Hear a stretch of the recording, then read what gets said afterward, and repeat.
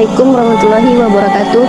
Perkenalkan, nama saya Sandra Oktaviani, umur 22 tahun, asal usul kelahiran Sintang, tempat tinggal sekarang Kota Baru, agama awal Katolik.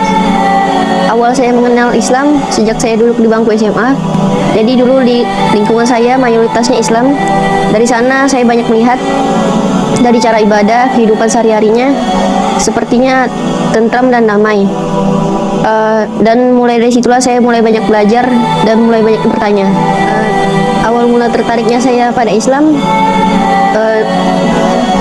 tertariknya karena pertama dari Al-Qur'annya, di mana semua sudah diatur di dalamnya, mulai dari kehidupan sehari-hari sampai yang hal terkecil pun. Kemudian dari cara beribadahnya yang begitu khusyuk, saya pun mulai semakin menyukai dan ingin belajar banyak. Untuk respon keluarga ketika saya masuk Islam, ya keluarga kecewa, terutama kedua orang tua angkat saya. Jadi saya tidak diperbolehkan lagi untuk tinggal di sana karena dari cara makannya yang berbeda dan sehari-hari yang berbeda katanya. Dan kata ibu saya, kalau mau semuanya balik lagi seperti semula, saya harus balik ke kepercayaan saya yang dulu. Jadi seperti itu respon dari orang tua saya. Nah, namun dari respon abang kandung saya sendiri, dia responnya netral. Jadi menurutnya jikalau itu yang terbaik, silakan jalani, dan untuk menjalannya bersungguh-sungguh. Jadi hambatan yang saya alami selama proses awal ingin masuk Islam ialah tantangan dari keluarga pastinya, terutama dari kedua orang tua, yang dimana mereka sangat menolak. Kemudian dari teman yang seagama juga menentang dengan keputusan saya tersebut. Jadi selama saya ketahuan belajar Islam, fasilitas seperti motor dan semua yang berhubungan dengan pemberian orang tua sudah tidak diberikan lagi. Jadi pada intinya kesempatan saya seperti belajar ngaji, sholat, dan untuk saya mengetahui Islam, maksudnya untuk belajar Islam benar-benar dibatasi. Jadi dulu awal masuk Islamnya itu di kampus. Jadi waktu lagi pelajaran agama, nah setelah saya mengajukan beberapa pertanyaan ke dosen, tak lama kemudian tuh dosen nanya ke saya kan, mau langsung syahadat atau enggak. Jadi saat itu pun saya langsung syahadat, mengucapkan syahadat depan satu kelas. Dari situlah saya mulai belajar menjadi Islam, dan di rumah saya mulai belajar seperti belajar mengaji sendiri, dan juga di luar kampus juga belajar ngaji. Saya juga belajar sholat di rumah. Jadi ada panduan yang dikasih dosen, kayak panduan buku itu, panduan sholat. Saya belajar dari situ dengan membacakan niat dan surat pendek yang saya hafal. Saya sholat di rumah itu di dalam kamar. Jadi setiap kayak azan itu saya kunci pintu, baru saya sholat. Nah, setelah berselang beberapa hari, ibu saya masuk kamar. Jadi dia udah mulai curiga kan di situ kan. Jadi dia geledah kamar, nemukan sajadah sama mukena.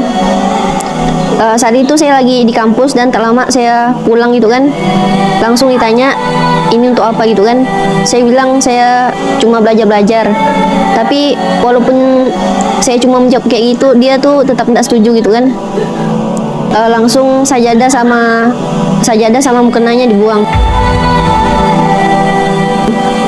Nah, dari situ saya kayak fasilitas dari motor dan yang lainnya dari orang tua udah tidak diberikan lagi. Setelah itu saya nanya-nanya ke dosen itu kan untuk bisa tinggal di rusun.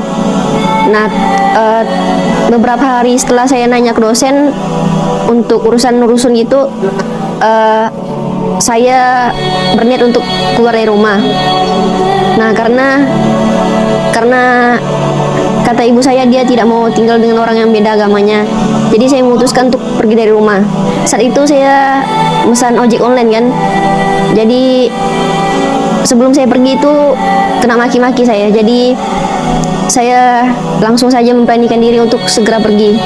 Jadi saya memutuskan untuk tinggal di rusun selama beberapa bulan. Nah, di situ kegiatan saya sambil bekerja paruh waktu di cafe resto. Jadi pulangnya agak larut malam. Jadi saya kurang bisa mengikuti aturan yang ada di rusun. Jadi saya memutuskan untuk keluar dari rusun dan tinggal di tempat kerja. Nah, setelah tinggal di tempat kerja beberapa bulan, saya sempat menghubungi abang saya, yaitu abang kandung saya yang pertama. Jadi saya meminta izin untuk tinggal di rumahnya yang berada di Pontianak. Jadi saya diizinkan untuk tinggal di sana tanpa syarat apapun. Jadi saya tinggal di tempat abang saya juga tidak cukup lama karena jarak ke kampus dan jarak ke tempat kerja itu lumayan jauh. Jadi selain ongkosnya juga saya perhitungkan, jadi saya putuskan untuk tidak tinggal di sana lagi. Pun saya pulangnya larut malam, jadi jarak yang jauh membuat saya untuk tidak tinggal di sana lagi. Setelah itu tak berapa lama teman saya menawarkan saya untuk tinggal bersama dan saya pun tinggal di sana. Dan saya putuskan untuk tinggal bersama teman saya dan bersama keluarganya. Biasanya pagi saya kuliah, karena saya belum punya motor, jadi saya kadang dijemput sama teman, kadang pun dipinjamkan motor sama teman. Jadi saya setelah pulang kuliah saya kerja di cafe dan resto selama beberapa bulan, dan saya juga menyisihkan penghasilan saya untuk saya tabung. Nah, dari tabungan ini saya menyisihkan lumayan untuk saya resign, karena saat saya resign saya ingin buka usaha. Dan setelah saya menyampaikan niat saya resign kepada bos saya, dan bos saya pun mengizinkan. Nah, jadi saya memutuskan untuk buka usaha sendiri, itu usaha burger. Jadi mulai dari saya cari lapak sendiri, dan membuat menu juga sendiri. Nah, semua itu saya lakukan sendiri. Nah, saya mencoba mendirikan stand saya di Podomoro. Nah, itu hanya bertahan sampai 1 bulan karena saya rasa penghasilannya kurang mencukupi, karena juga pengeluarannya begitu besar. Jadi semua itu tidak cukup untuk menutupi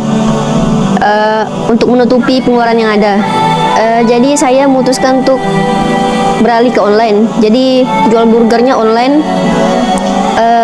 Selain menjual burger online, saya juga ada sampingan. Jadi saya mencoba untuk ojek online